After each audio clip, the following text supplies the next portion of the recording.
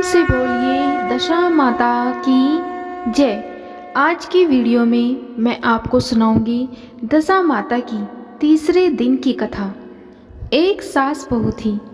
एक दिन सुबह सुबह सास ने बहू से कहा कि जाओ बहू, पड़ोस में से आग लेकर आओ और भोजन बनाओ, बड़ी भूख लगी है। बहू हाथ में कंडी लेकर आग लेने के लिए पड़ोस में चली गई। उस दिन उसे पूरे गांव में कहीं भी आग नहीं मिली, क्योंकि उस दिन पूरे गांव में दशा माता की पूजा थी। इसीलिए किसी के यहाँ से भी उसे आग नहीं मिली। वह खाली हाथ लौटकर अपने घर आ गई। सायंकाल होने पर वह पड़ोसन के पास जाकर बोली कि मेरी सास तो दशा माता का डोरा नहीं लेती, परंतु अब की बार मैं डोरा लूँगी। मुझे तुम पूजन की विधि बता देना। दोबारा जब डोरा लेने का समय आया तो बहू ने अपनी सास को बिना बताए दशा माता का डोरा ले लिया। 9 दिन वह किसी न किसी बहाने पड़ोसन के घर जाकर कथा सुनती रही। 10वें दिन उसे चिंता सताने लगी कि अब मैं पूजा कैसे करूँगी। वह मन ही मन दशा माता का ध्यान धरकर सोचने लगी कि आज सास कहीं बाहर चली जाए तो मैं शांति पूर्वक अपनी पूजा संपन्न कर लूं। दशा माता की कृपा से सास बहू से बोली, मैं आज खेतों में जा रही हूँ। यदि मुझे आने में देर हो जाए तो तुम मेरे लिए खेत पर खाना ले आना। बहू के मन की मुराद पूरी हो गई। वह तो यही चाहती थी। उसने सास से कहा कि आप निश्चिंत होकर जाइए, घर का सारा काम मैं निपटा लूँगी। सास के जाते ही बहू ने स्नान करके दशा माता की पूजा की। इसके बाद वह पूजा की सामग्री मिट्टी के गोले में रखकर उसे सिलाने के लिए जाने लगी थी कि उसकी सास खेतों से वापस आ गई। अपनी सास को देखकर बहू ने जल्दी से उस गोले को मटकी में छिपा दिया। उसने सोचा कि उचित समय आने पर गोले को दही से निकालकर मैं विसर्जित कर आऊँगी।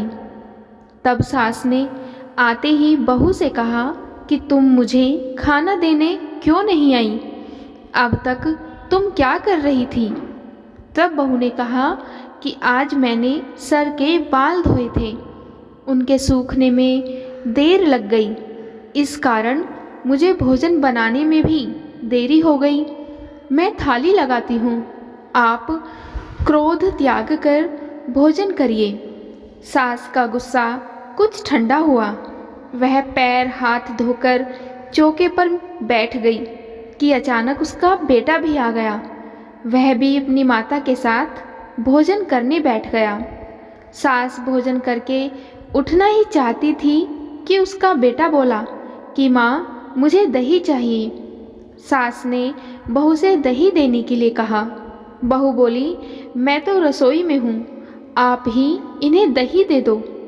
अब सास हाथ धोकर दही लेने गई, परंतु जैसे ही उसने छाछ की मटकी उठाई तो उसमें कुछ खड़खड़ाने की आवाज़ आई।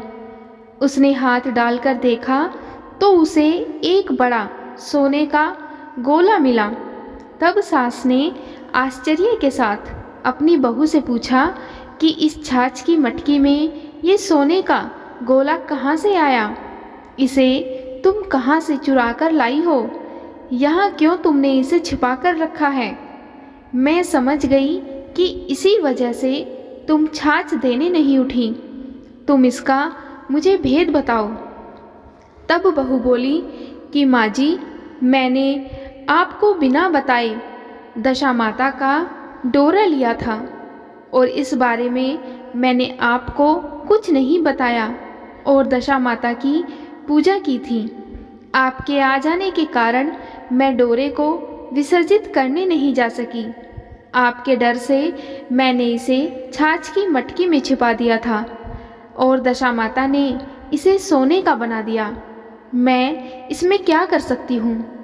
तब सास ने बहू की बात सुनकर उसे अपने गले से लगा लिया और कहा, अब मैं भी तुम्हारे साथ डोरा लूँगी और विधिवत व्रत और पूजा क्या करूँगी। हे दशा माता, जैसे तुमने इन सास बहू को दिया वैसे ही सब भक्तों पर कृपा करना। बोलो दशा माता की जय।